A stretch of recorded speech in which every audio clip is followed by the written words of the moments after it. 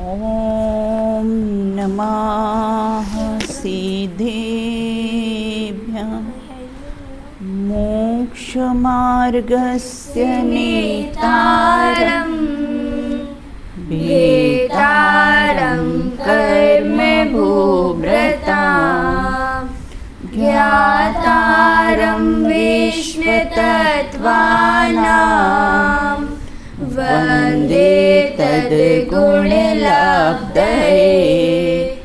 वन्दे तद्गुणलब्धये तत्त्वार्थसूत्रकर्तारं ग्रद्धपीच्छोपलक्षितं वन्दे गणेन्द्रसञ्जातं मुमास्वामी मुनीश्वरं मुमास्वामी मुनीश्वरम्।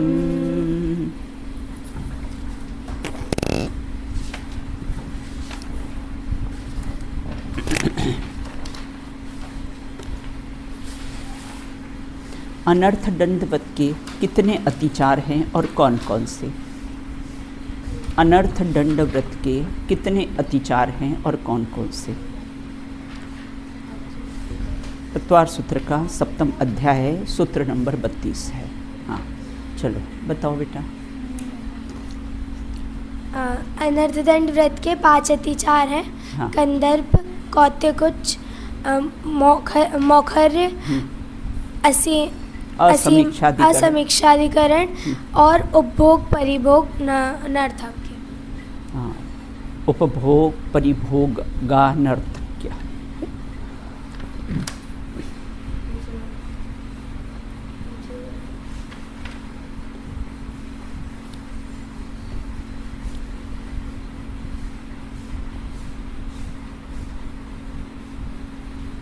मिथ्या दृष्टियों के रचित अनर्थक काव्य आदि का चिंतन करना कौन सा अतिचार है?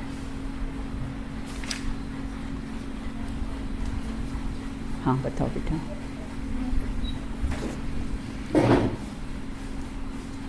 मिथ्या काव्यों का चिंतन मनोगत असीमेच्छाधिकरण नामक अतिचार है।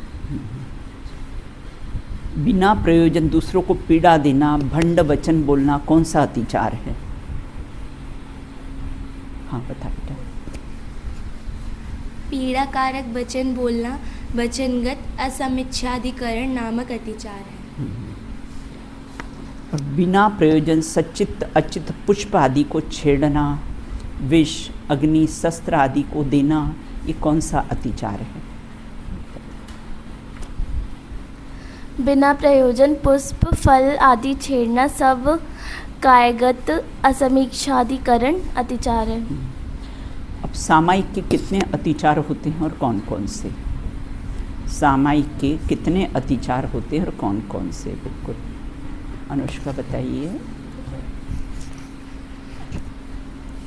सामायिक के 5 अतिचार होते हैं। हाँ। कायोग दुष्प्रणिधान, कायोग दुष्प्रणिधान, कायोग दुष्प्रणविधान। नीचे लिखे है ना, मन है ना। हाँ। मन दुष्प्रणिधान। हाँ। मन दुष्प्रणिधान, वचन दुष्प्रणिधान, काय दुष्प्रणिधान, अनादर और स्मृत्युनुपस्थान।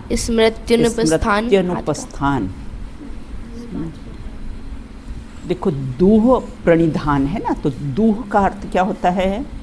दुष्टता, पाप रूप परिणाम। और हाँ, प्रणिधान मतलब अन्यथा प्रवृत्ति करना, मतलब पाप रूप कैसा है? प्रवृत्ति करना, उसका नाम है दूह प्रणिधाना। मन प्रणिधान किसे कहते हैं? मनः दुष्प्रणिधान किसे कहते हैं?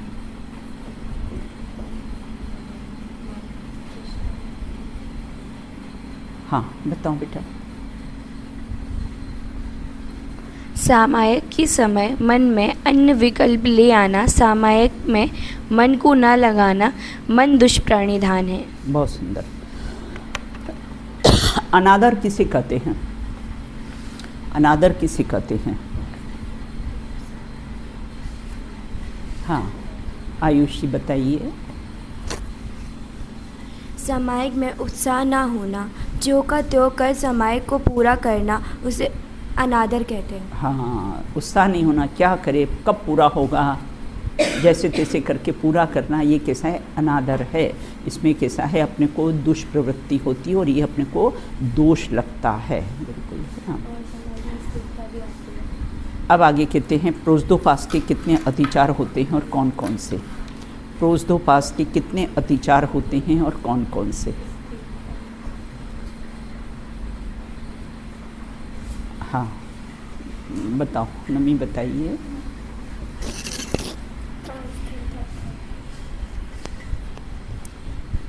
प्रोज्दोपास के 5 अतिचार होते हैं। अप्रत्यवेक्षित, अप्रमार्जित, भूमि के उत्सर्ग, हाँ, अप्रत्यवेक्षित अप्रमार्जित वस्तु का आदान, हाँ, अप्रत्यवेक्षित अप्रमार्जित संस्तर का उपक्रमण, अनादर और स्मृति का अनुपस्थान। ये प्रोज्दोपास के 5 अतिचार होते हैं। हाँ, हाँ।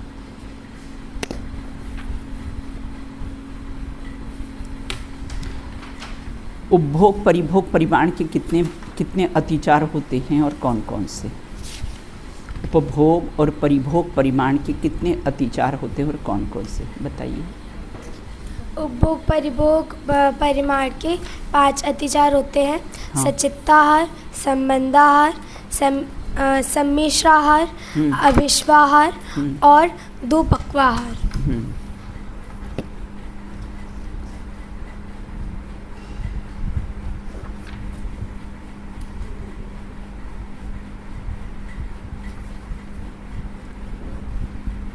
दुपक्वा आहार किसे कहते हैं?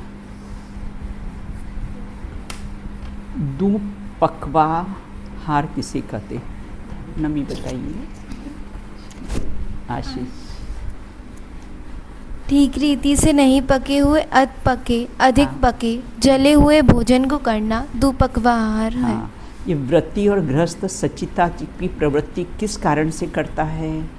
व्रती गृहस्थी सच्चित्तादिक में प्रवृत्ति किस कारण से करता है? ये अतिचार क्यों लगाता है? दोष क्यों लगाता है? क्या कारण है? मोह और प्रमाद के कारण और पिपासा से आतुर हुआ सच्चित्त विशिष्ट पदार्थों में प्रवृत्ति करता है। हाँ, मोह और प्रमाद के कारण कैसा है? और बहुत ज़्यादा इच्छाओं की प्रबलता हो, उसके कारण कैसा है? ये दोष लगा लेता है। पिपासा मतलब बहुत ज़्यादा इच्छा उसकी है, पिपासा। अब अपन आगे कहते हैं अभिशव और दुपक्वा आहार सेवन से क्या हानि होती है? अभिशव और दुपक्वा आहार के सेवन से क्या हानि होती है? हाँ, बताइए अनुष्का। अभिश्व आहार के सेवन से इंद्रियों में मद की वृत्ति होती है और दुपक्वा आहार के सेवन से वातादि का वातादिक मतलब वायु है ना, जो गैस वगैरह बनती ना, एसिडिटी वगैरह, वो है। बिल्कुल। हाँ, का प्रकोप, हाँ। उदर पीड़ा आदि रोगों से उत्पत्ति होती है। हाँ। इससे व्रतों की हानि होती है। हानि होती है। बहुत अच्छा। अब अपन आज चर्चा करेंगे अतिथि संविभाग व्रत के अतिचार कौन कौन से और कितने, उसकी चर्चा अपन करेंगे। हाँ, अब यहाँ ये कहते हैं कि सचित निक्षेपापिधान, सचित निक्षेपाविधान, सचित निक्षेपापिधान, सचित निक्षेपाविधान, पर व्यपदेश, परव्यपदेश, पर व्यपदेश, परव्यपदेश, मात्सर्य, मात्सर्य, कालातिक्रमा। कालातिक्रमा। हाँ, पढ़िए एक बार। सचित निक्षेपाविधान, परव्यपदेश, व्यपदेश, व्यपदेश पढ़ना, पर व्यपदेश। परव्यपदेश, मात्सर्य, कालातिक्रमा। चलो पढ़ो। हाँ, पढ़ बेटा। सचेत निक्षेपापिधान, पर व्यपदेश, मात्सर्य, कालातिक्रमा। बहुत सुंदर, बिल्कुल। चलो आयुषी, ये सचेत निक्षेपा, सचेत निश्चेपापिधान परव्यपदेश मात्सर्य कालातिक्रमा। रोज बेटा है ना, एक है ना, रोज 2 सूत्र अकेले में बैठ के पढ़ा कर बेटा, है ना।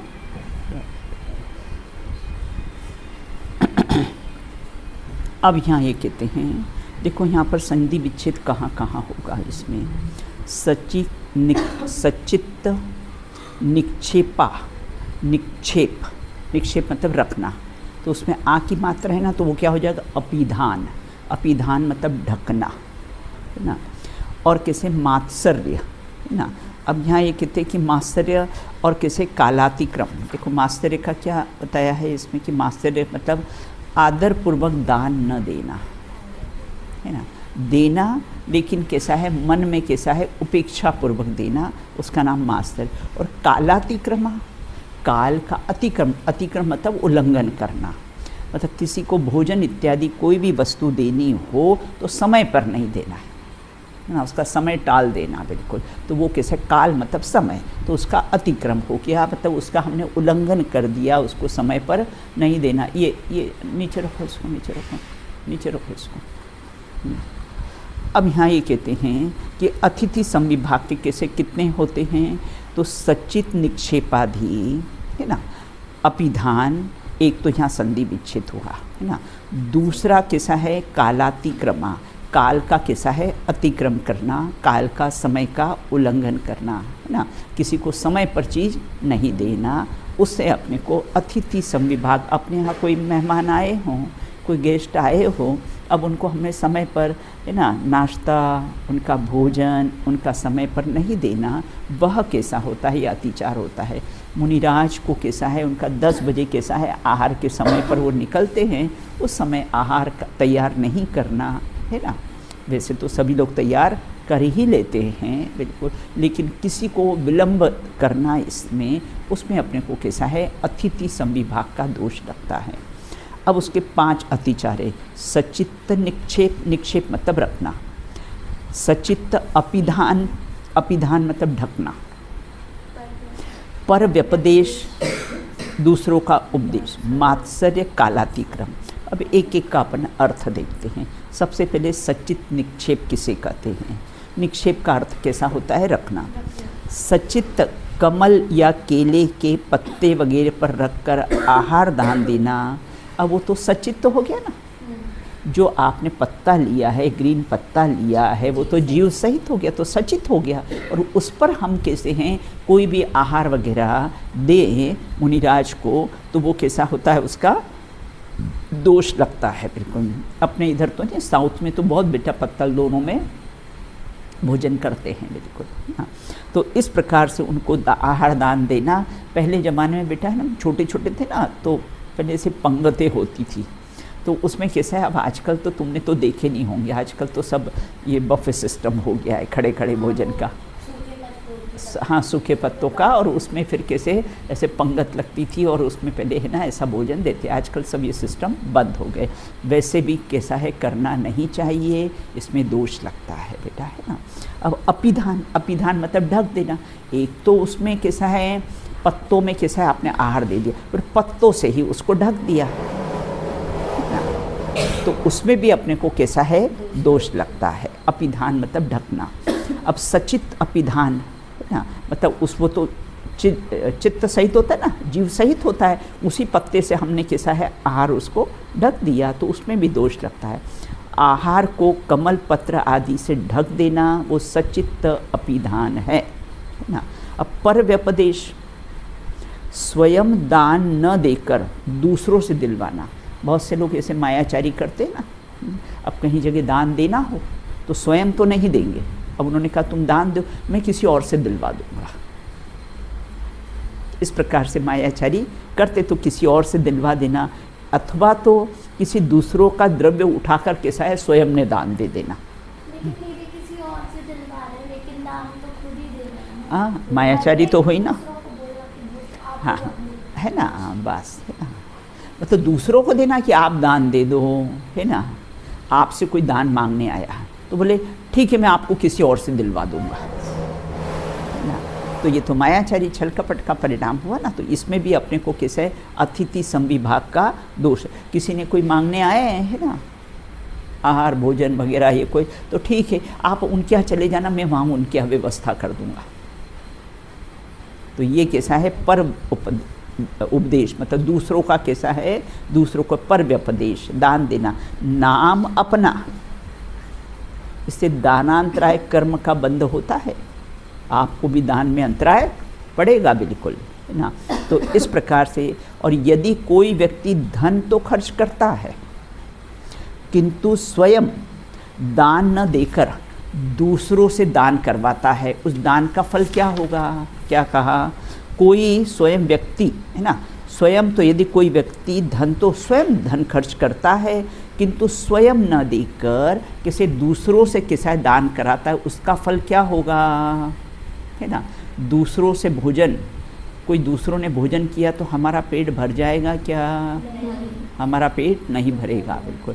अपना द्रव्य करके दूसरों से दान कराना, जीवों को धनादि की प्राप्ति तो होगी लेकिन स्वयं भोग सकेगा नहीं है बिल्कुल। तो उसका भोक्ता दूसरा ही होगा, क्योंकि आपने दूसरों से, भाई मुझे टाइम नहीं है बिल्कुल, है ना, अपना दान तुम दूसरा दे देना बिल्कुल, है ना।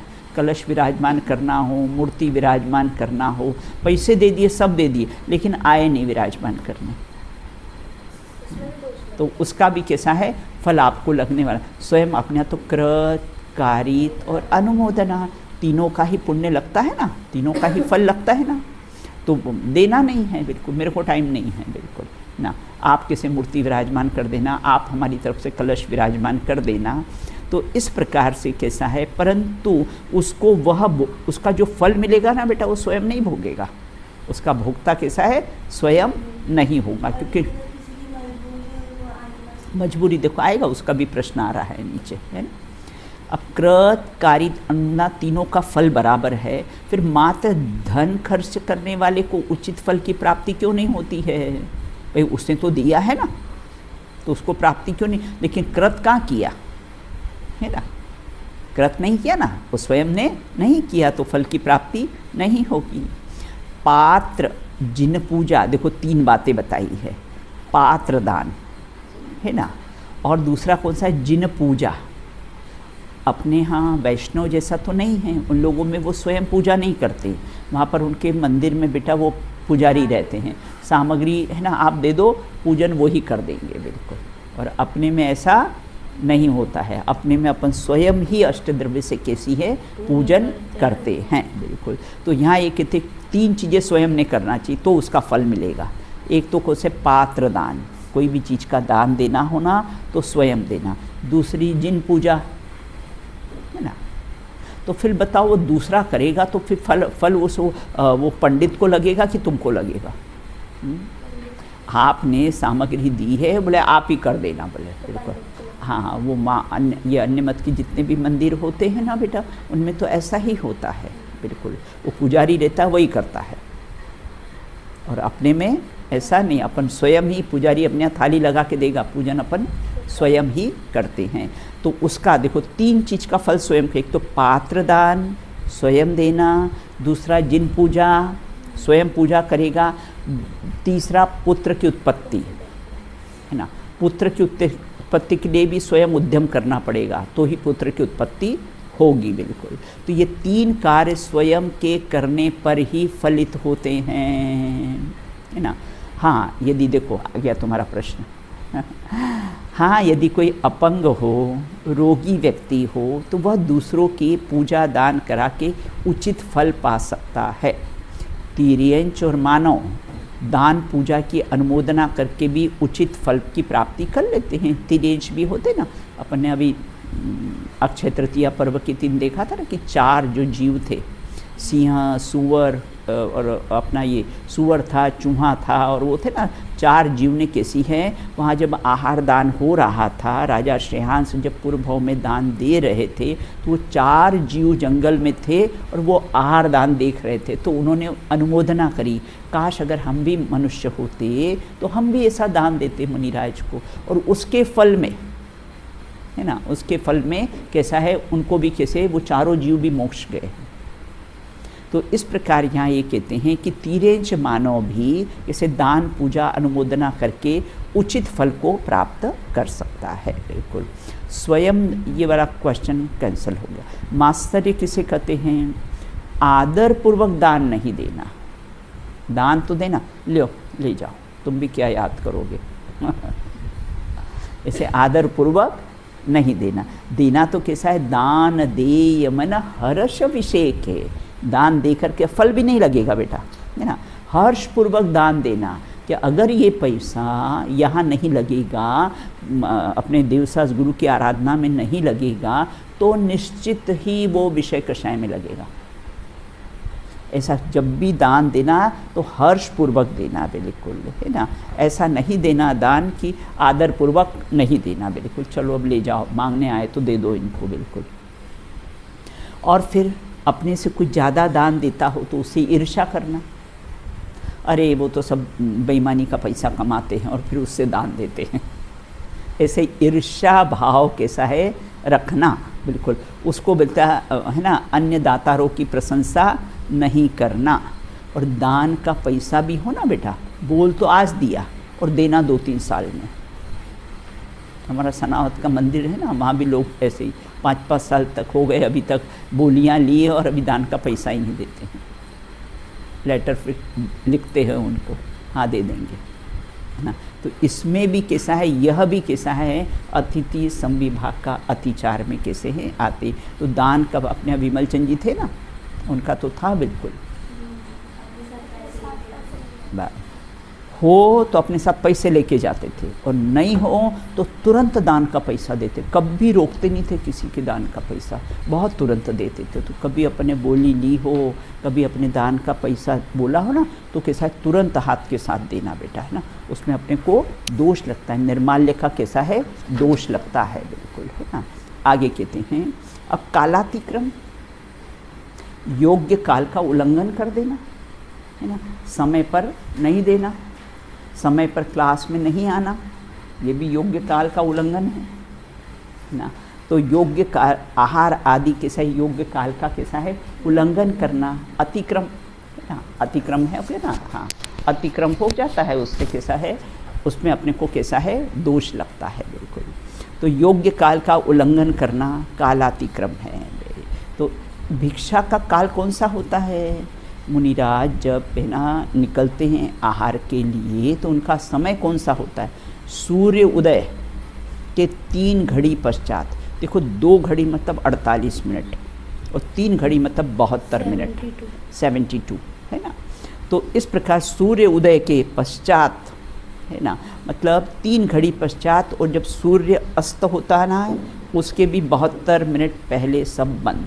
जैसे मुनिराज तो कैसा है एक ही बार बेटा आहार लेते हैं। मुनिराज तो कैसा है एक बार दिन में ले आहार, खड़े अल्प निज पान में। खड़े खड़े आहार लेते, अल्प आहार लेते हैं, कर पात्र में आहार लेते हैं। क्यों लेते कर पात्र में? आपने कभी ज़्यादा डाल दिया तो, है ना, थाली में तो आप डाल दोगे तो अपने को कैसा है खाना ही पड़ेगा, झूठा नहीं छोड़ेंगे। और मुनिराज जब अंजुली में ऐसे बनाते हैं तो कैसे ऐसे कर लेते हैं, है ना, ये कोई ज़्यादा डाले ही नहीं अपने को।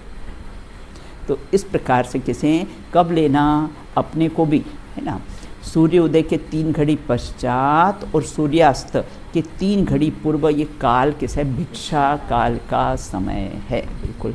इस प्रकार अपने अतिथि संविभाग के अतिचार देखे हैं। अब कहते संलेखना के अतिचार कौन कौन से होते हैं?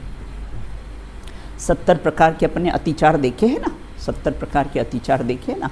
तो संलेखना 5 तो अणुव्रत के, है ना, 12 पंजे 60, है ना। और फिर एक एक के अपने और देखे थे ना, जैसे अभी आएगा बिल्कुल ना।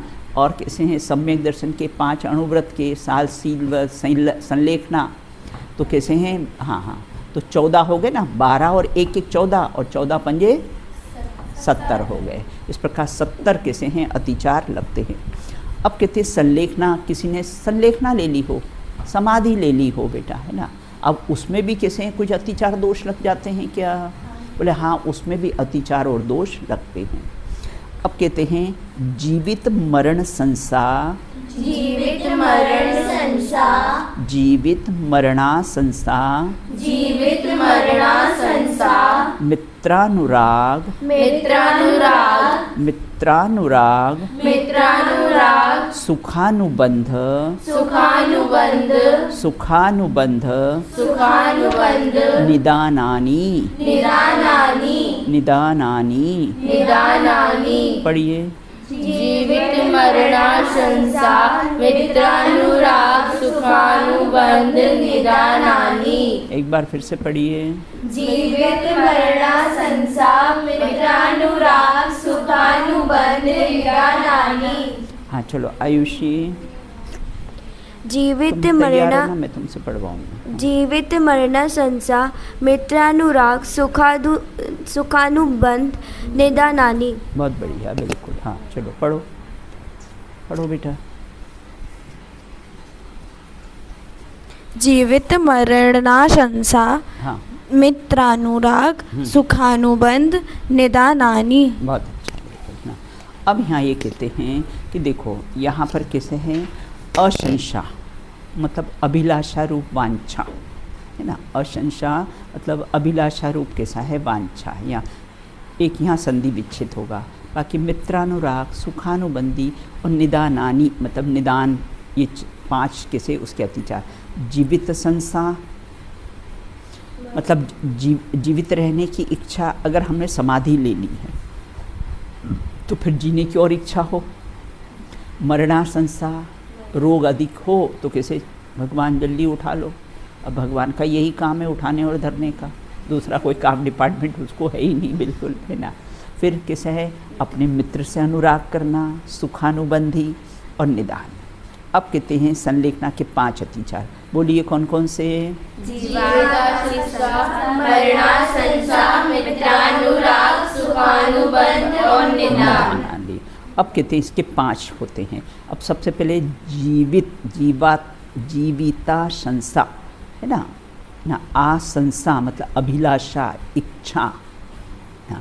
तो यहाँ ये कहते हैं जीवित संसा मतलब पूजा सेवा। अब हमने कैसे समाधि मरण ले लिया है। अपनी चर्चा यहाँ पर संलेखना के कितने अतिचार कौन कौन से पर चल रही थी। तो जीवित संसा कोई, है ना, हमने संलेखना ली, समाधि ले ली है और उसके बाद हम बहुत सब लोग सेवा सुषमना कर रहे हैं, बहुत हमारी अनुमोदना करें, देखो समाधि इनकी चल रही है। तो फिर कैसा हो, अपने को लगा चलो और थोड़े दिन जी जाएं, है ना। ये जीवित संसा है ना, इसको बोलते हैं जीवित संसा, है ना। अर्थात कैसे हैं यहाँ तो क्या समाधि। अपनी चर्चा यहाँ पर संलेखना के कितने अतिचार हो उस पर चर्चा चल रही थी। और जीवित संसा अर्थात कैसा जीने की इच्छा हो, है ना। तो जीने की इच्छा मतलब पूजा सेवा सुषमना, कोई हमने समाधि ली हो और फिर हमारी बहुत सेवा करे, बहुत हमारा नाम हो, कह रहे उनका तो कैसा है समाधि चल रही है उनकी ये, तो इस प्रकार से कैसा है फिर और जीने की इच्छा हो जाए, बिल्कुल। तो अपने यहाँ तो कहते हैं लाखों वर्षों तक जीवूं या मृत्यु आज ही आ जावे, बिल्कुल, है ना। तो इस प्रकार की भावना नहीं होना चाहिए, बिल्कुल। अब अगला प्रश्न, संसार में प्रत्येक व्यक्ति जीना चाहता है, तो जीने की इच्छा को संलेखना का अतिचार क्यों कहा है? कितनी इच्छा है ना। जीता था, जीता है और जीता रहेगा, इसलिए जीव नाम पड़ा है उसका। तो अगर वो जीने की इच्छा करता है तो इसमें दोष क्या है? क्योंकि आपने तो जीवित संसार को अतिचार में लिया है, तो वो दोष क्या है उसमें? तो यहाँ ये कहते हैं कि यहाँ कहते जीने की हो न वांछा, मरने की हो न इच्छा, न जीने की इच्छा हो न मरने, क्योंकि मैं तो अनादि अनंत तत्व हूँ, मैं तो शाश्वत तत्व हूँ, मैं तो सदा काल रहने वाला हूँ। निश्चय से यह शरीर नाशवान है, हेय है, और जब तक ये शरीर से व्रतों का पालन हो, ये शरीर कब तक रखने लायक है? जब तक इससे संयम चल सके, इससे जब तक धर्म पल सके, है ना, तब तक ये शरीर रखने लायक है, बिल्कुल। और इससे धर्म नहीं पल सके, मंदिर नहीं जाया जाए, बेड पे ही हो, अति वृद्धावस्था हो, तो फिर कैसे समाधि धारण कर लेना चाहिए, बिल्कुल। तो निश्चय से तो ये शरीर नाशवान है, हेय है। जब तक शरीर से व्रतों का पालन हो, अर्थात संयम हो, धर्म इस शरीर से पल सके, है ना, और कैसे ये व्रतों में बाधक हो, तब इसको कैसा है छोड़ देना ही उचित है। अधिक समय तक जीने की इच्छा करना वो कैसा है अतिचार है, वो कैसा है दोष है, बिल्कुल। अब मरण संसा, रोग आदि, बहुत आदि रोग आ जाए, बहुत कष्ट हो रहा हो अपने को, और ऐसा कि चलो अब तो जल्दी ही मर जाए, अब तो भगवान उठा ले। दूसरे लोग भी बोलते कि कितनी तकलीफ़ पा रहे, भगवान इनको उठा ले, बिल्कुल, है ना। तो न भगवान उठाते हैं न भगवान रखते हैं। एक बार क्या हो, मैं छोटी थी ना बेटा, तो बोले भगवान मृत्यु हो जाने तो भगवान लेने के लिए आते हैं। तो क्या हुआ, हमारा मंदिर था ना, मंदिर के सामने हम लोग खेल रहे थे, और उसमें इतने होल बने हुए थे, है ना। अब उधर से एक अर्थी निकली, तो मैं दौड़ के गई और मैं देखने गई कि भगवान ले जाते हैं क्या। लेकिन भगवान तो वहीं के वहीं बैठे थे, भगवान तो ले नहीं जाते। बस छोटी थी ना, तो बहुत ज़्यादा फिर सोच नहीं पाई उस बारे में, बिल्कुल। लेकिन आज विचार आता है कि भगवान कोई ले जाते नहीं हैं। रोगादि का कष्ट होने पर स्वयं ऐसी इच्छा करता, तो ना रोग शरीर में आ रहा है, मेरे में तो रोग आते ही नहीं हैं। इस प्रकार का विचार करना, और फिर कैसा है, देह रहे चाहे जाए, मुझे क्या, मैं तो अनादि अनंत तत्व हूँ, मैं तो शाश्वत तत्व हूँ, मैं तो सदाकाल रहने वाला हूँ। इस प्रकार का विचार करके अपने परिणाम कैसे हैं स्थिर रखना चाहिए।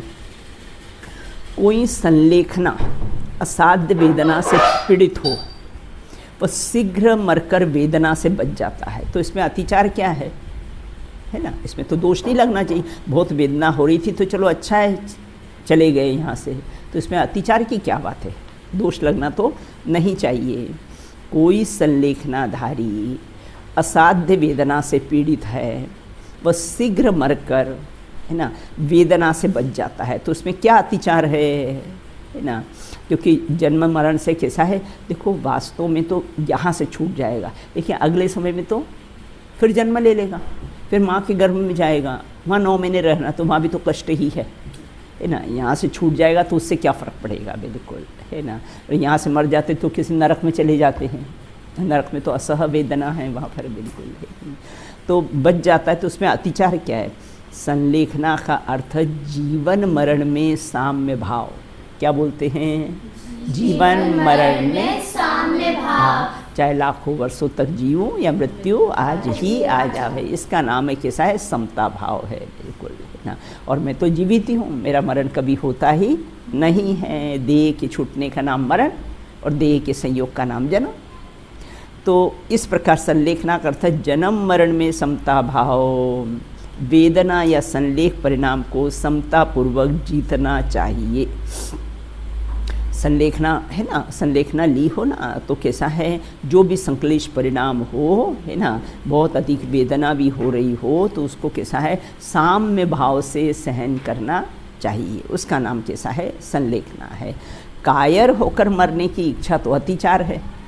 तुम दुखों से छूटना चाहते हो यहाँ से, तो अगले तीसरे समय में तो दूसरा जन्म हो जाएगा तुम्हारा, हाँ, दूसरी माँ के गर्भ में आ जाओगे, तो कौन सी वेदनाओं से छूटने वाले हो, बिल्कुल, है ना। तो कायर होकर मरने की इच्छा तो कैसा है, अतिचार है। मात्र मर जाने से पूर्वकृत कर्म का फल नहीं छूटता है, क्योंकि 2 शरीर साथ में जाते हैं ना, कौन कौन से हैं, तेजस और कारमान, 2 शरीर साथ में जाते हैं ना, अपने देह छूटती है ना, यौदारिक शरीर तो यहीं छूट जाता है, कारमान और तेजस शरीर 2 शरीर कैसे साथ में जाते हैं। तो आपने जैसे कर्म किए होंगे वो तो साथ में ही जाएंगे ना, वहाँ कौन से तुम छूटने वाले हो, वहाँ कौन से तुम दुखों से छूट जाओगे।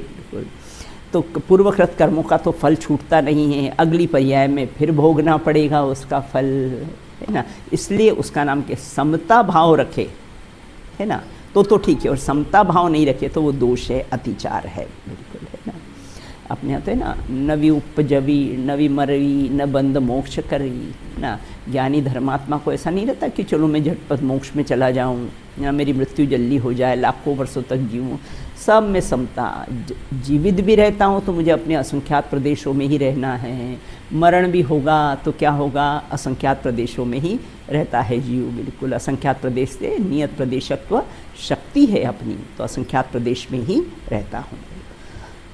अब कहते मित्रानुराग है ना, अपने समाधि ली है, अचानक कोई मित्र अपने से मिलने आ जाए तो उनके प्रति कैसे अनुराग, अरे अपन वहाँ पर कैसे हैं, खेलते थे मिलते थे, ये सब हमारे दोस्त थे, ऐसा विचार करना, मित्रों को देख के अनुराग करना, राग करना है ना, ये सब कैसा है, मित्रानुराग है। हम साथ साथ खेलते थे, साथ साथ पढ़ते थे।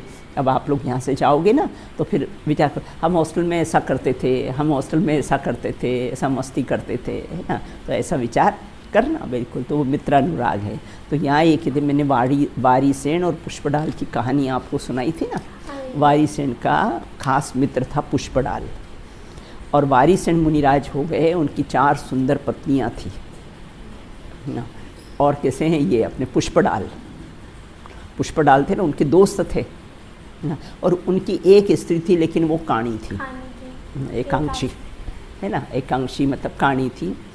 तो उसको कैसा है, जब वो ये वारीसेन मुनिराज आए वहाँ पर तो उन्होंने कहा अब महाराज को छोड़ने के लिए गांव तक तो जाते हैं ना सब लोग, तो वारीसेन मुनिराज भी गए ना। अब चलते गए तो पुष्पडाल उनको बोले ही नहीं कि तुम घर जाओ, ये अपने वारीसेन मुनिराज पुष्पडाल को बोले ही नहीं कि तुम घर जाओ, क्योंकि उन्होंने अपने घर में खबर कर रखी थी कि मैं आऊँगा और 4 रानियों को बहुत साज श्रृंगार करके बिठाना। माँ को लगा ये क्या हो गया, इसने तो मुनि दीक्षा धारण कर ली है और इसके परिणाम तो नहीं कहीं बिगड़ गए हों। तो फिर जब वो घर पर पहुँचे ना, तब पुष्पडाल ने देखा कि अरे इनकी तो अप्सरा जैसी रानियाँ हैं, ये अप्सरा जैसी रानियों को भी इन्होंने छोड़ के कैसी है दीक्षा ले ली है, तो मेरी तो क्या है एक ही कानी रानी है ना, और मेरे को इतना आसक्ति क्यों। तो उनको भी विरक्ति आ गई और फिर उन्होंने भी दीक्षा ले ली। बिल्कुल, तो इस प्रकार मित्रानुराग है ना। सुखानुबंध किसे कहते हैं, पूर्व में भोगे हुए सुख का पुनः पुनः स्मरण करना। भोगे जो भोग पहले उनका न होवे सुमिरन, मैं राज संपदाया पद इंद्र का न चाहूं। विचार करा, बिल्कुल ना, मैंने पूर्व में भोग भोगे थे, अरे हमने तो इतने भोग भोगे थे, ऐसे बिस्तर पे सोते थे, ऐसा हमारा घर था, ऐसा था। बिल्कुल, जब राजा लोग मुनि दीक्षा ले लेते ना तो कोई भी स्मरण नहीं करते अपने घर का, अपनी सुख सुविधाओं का कैसा है स्मरण नहीं करते। और कदाचित समाधि ली हो और ऐसे अपने सुख का स्मरण करे तो उसमें दोष लगता है, अतिचार लग जाता है। बिल्कुल तो भोगे जो भोग का पुनः पुनः स्मरण नहीं करना। अब निदान किसे कहते हैं, तपस्या के फल से आगामी काल में भोगों की चाह करना निदान अतिचार है। क्या कहा, तपस्या के फल में आगामी में, आगामी काल में भोगों की, अब मैं तपस्या करूँगा, धर्म करूँगा, धर्म करने से पुण्य बंध होगा, पुण्य बंध से हमको कैसे बाह्य में सब अच्छी सुख सामग्री मिलेगी। इस प्रकार से निदान बंद करना, तपस्या का निदान बंद करना। आपको निदान बंद की कहानी सुनाई थी ना, शुभम चक्रवर्ती की, या निदान बंद किया था ना, चाहे शुभ हो बेटा चाहे अशुभ हो, बिल्कुल है ना। तो निदान बंद कैसा है होता है, तो कभी निदान बंद करना नहीं है।